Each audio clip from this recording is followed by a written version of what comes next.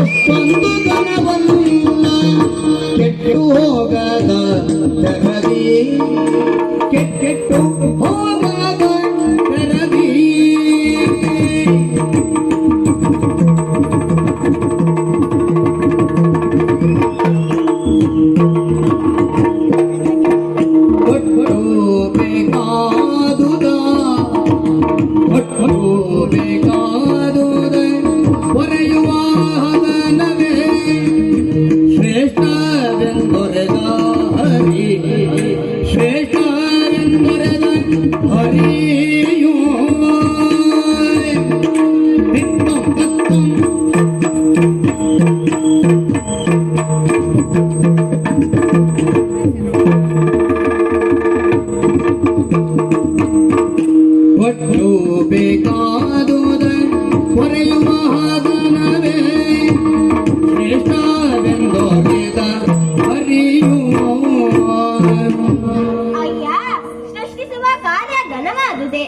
ಆದರೆ ಘನತೆ ತಿಳಿದು ಬರುವುದು ಕಾರ್ಯದ ನಂತರದಲ್ಲಿ. ಹೋದ ಕಲ್ಪದಲ್ಲಿ ಲಯಗೊಂಡ ದರಗಳನ್ನೆಲ್ಲ ಕಾಣಿಸುವ ಹಾಗೂ ಆದಿಮಾಯ ಸಂಕಲ್ಪವನ್ನು ಕ್ರಿಯಾರೂಪ ಕೇಳಿಸುವವರು ನಾವು. ಹುಟ್ಟಿಕೊಂಡ ಜೀವಿಗಳು ಮಾಡಿದ ಕರ್ಮಕ್ಕೆ ಫಲ ನಿರ್ಣಯಿಸುವವನು ನಾವು. ವಿಷ್ಣು ಎಂದರೆ ವ್ಯಾಪಕ ಎಂದರ್ಥ, ಸ್ಥಿತಿ ಎಂದರೆ ಇರುವಿಕೆ ಎಂದರ್ಥ. ಒಟ್ಟಂಡದಲ್ಲಿ ಎಲ್ಲದರ ಒಳಗೂ ಹೊರಗೂ ತಾನಿಟ್ಟು ಇರುವಿಕೆಗೆ ಕಾರಣನಾಗುವವನು. ನೀಲವರ್ಣ ಅನಂತತೆಗೆ ಸಾಕ್ಷಿ, ಫಲ ನಿರ್ಣಯಿಸಿ ಇರುವುದೇ ಪಾಲನೆ. ಕರ್ಮವೇ ಹುಟ್ಟಿಗೆ ಕಾರಣವಾಗುವುದು. ಅಂತಹ ಕರ್ಮವು ಸಿದ್ಧವಾಗುವುದು ಯಾವಾಗ? ಆ ಕ್ಷೇತ್ರಕ್ಕೆ ಅಧಿಕಾರಿ ಯಾರು ಎಂದು ವಿವೇಚಿಸಿದಾಗ ಪಾಲನಾಧಿಕಾರವೇ ಶ್ರೇಷ್ಠವಾಗುತ್ತದೆ. ನಿನ್ನ ಮಾತುಗಳನ್ನು ಸ್ವೀಕರಿಸಲಾಗುವುದಿಲ್ಲ. ಬ್ರಹ್ಮ, ವಿಷ್ಣು, ನೀವಿಬ್ಬರೂ ನಿಮ್ಮ ವಾದದಿಂದ ಹಿಂದೆ ಸರಿವಂತೆ ಕಾಣುತ್ತಿಲ್ಲ. ಹುಟ್ಟು ಹಾಗೂ ಅಳಿವು ವಿಶೇಷವಲ್ಲ, ಒಂದು ಆಕಸ್ಮಿಕ, ಇನ್ನೊಂದು ಅನಿವಾರ್ಯ. ಎರಡರ ಮಧ್ಯೆ ಇರುವ ಜೀವನವೇ ಶ್ರೇಷ್ಠ. ಹರಿಯೇ ಶ್ರೇಷ್ಠನು. ಹರಿ ನಿನ್ನ ಮಾತನ್ನು ಅಂಗೀಕರಿಸಿದ್ದೇನೆ. ನಮ್ಮೊಳಗೆ ಭೇದವಿಲ್ಲ. ಈ ಕ್ಷಣ ನಾನು ನಿನ್ನಲ್ಲಿ ಐಕ್ಯನಾಗುತ್ತೇನೆ. ಬಾ ಹೀಗೆ.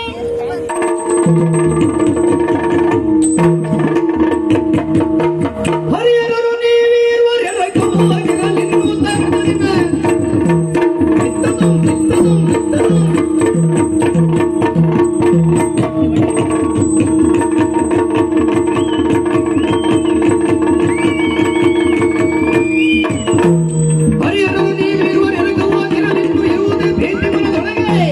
ಇರುವುದೇ ಪ್ರೀತಿ ಮನದೊಳಗೆ. ಹಿರಿತನ ಬಯಕೆ ಜೋಗವಾಗಿ ನಾವಿಂದು ತೊಲಗಲಿಲ್ಲ ನಾವು ನಮ್ಮೊಳಗೆ.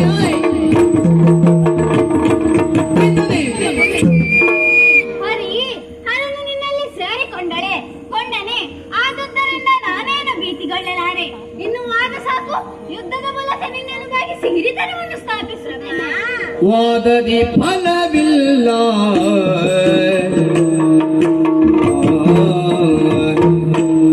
ವಾದದಿ ಫಲವಿಲ್ಲ, ಶೋಧನೆಯಿಂದಲೇ ಸಾಧಿಸಿ ತಿಳಿಯುವ ನಿಜವಾ, ಸಾಧಿಸಿ ತಿಳಿಯುವ ನಿಜವಾ. ಹೋದ ಕಲ್ಪದಿ ಲಯವಾದ ಪ್ರಪಂಚವು, ಹೋದ ಕಲ್ಪದಿ ಲಯವಾದ ಪ್ರಪಂಚವು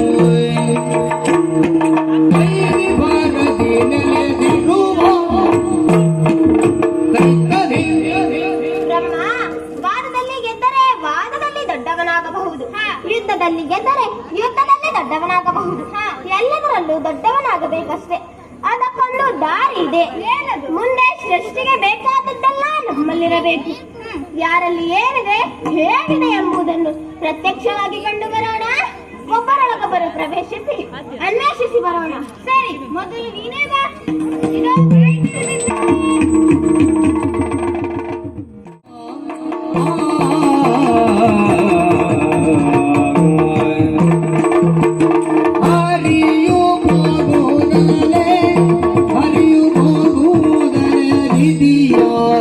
ಜಠರವ ವಿಧಿಯ ಜಠರವ ಪರಿಗಿದನು ಪರಿಗಿದನು ಪರಿಗಿದನು ಬಳಿಕಲ್ಲ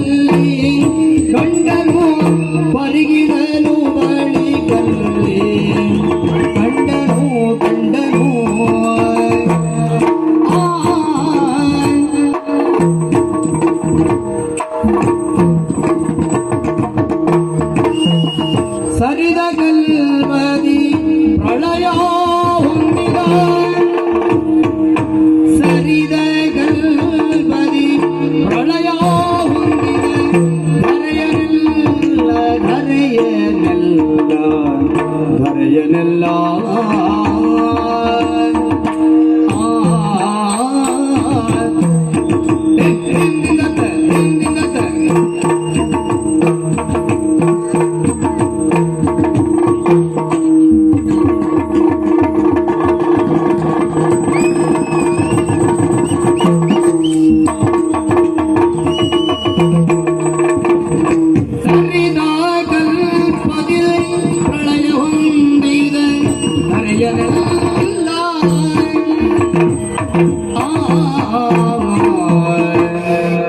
ಆಹಾ, ಏನ ಆಶ್ಚರ್ಯ!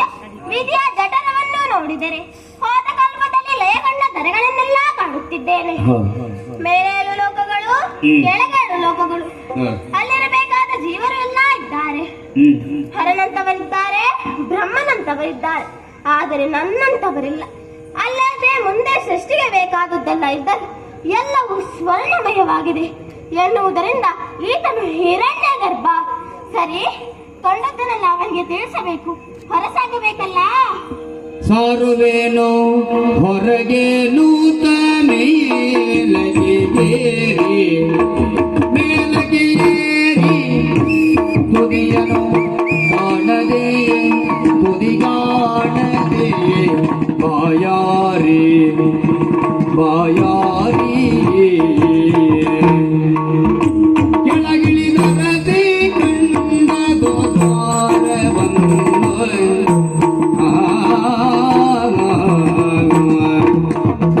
ಕಣ್ಣಾರೆ ಕಂಡ ನಿಜವನ್ನು ಬ್ರಹ್ಮನಿಗೆ ತಿಳಿಸಬೇಕೆಂದು ಮೇಲೇರಿದರೆ ತುದೇ ತೋರದಾಯಿತು.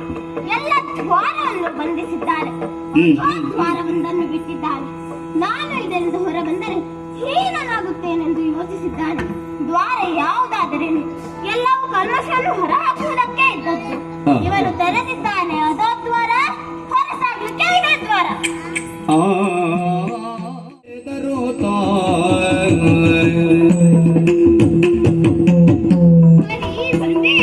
ನಾನೇನು ಬರುವುದಿಲ್ಲ ಅಂತ ಭಾವಿಸಿದೆಯಾ? ಹಾಗಲ್ಲ ಬ್ರಹ್ಮ, ನಿನ್ನ ಉದರದ ಒಳಹೊಕ್ಕು ಶೋಧಿಸಿದ್ದೇನೆ. ಹೋದ ಕಲ್ಪದಲ್ಲಿ ಲಯಗೊಂಡ ಸರ್ವ ಮೇದಿನಗಳು ಇವೆ. ನಿನ್ನಂತವರು ಹರನಂತವರು ಇದ್ದಾರೆ, ಆದರೆ ನನ್ನಂತವರಿಲ್ಲ. ಅಲ್ಲದೆ ಮುಂದೆ ಸೃಷ್ಟಿಯ ಬೇಕಾದದ್ದೆಲ್ಲ ಇದ್ದರು ಎಲ್ಲವೂ ಸ್ವರ್ಣಮಯವಾಗಿದೆ ಎನ್ನುವುದರಿಂದ ನೀನು ಸ್ವರ್ಣ ಗರ್ಭ. ನಿನಗೆ ಹೊಸ ಹೆಸರು ಹರಿ. ಸರಿ, ನನಗೊಂದು ಹೆಸರಾಯಿತು. ನಿನಗೂ ನಿನ್ನ ಸಾಧನೆಗಾಗಿ ಹೆಸರು ಬೇಕಾದ. ಅತ್ಯಂತ ಹೀನವಾದ ಅಧೋದ್ವಾರದಲ್ಲಿ ಬಂದ ಕಾರಣ ಇನ್ನು ಮುಂದೆ ನಿನ್ನನ್ನು ಅಧೋಕ್ಷಜನೆಂದು ಕರೆಯಲಿ. ಈಗ ನಾನು ನಿನ್ನನ್ನು ಶೋಧಿಸುತ್ತೇನೆ, ಬಾ ಹೀಗೆ.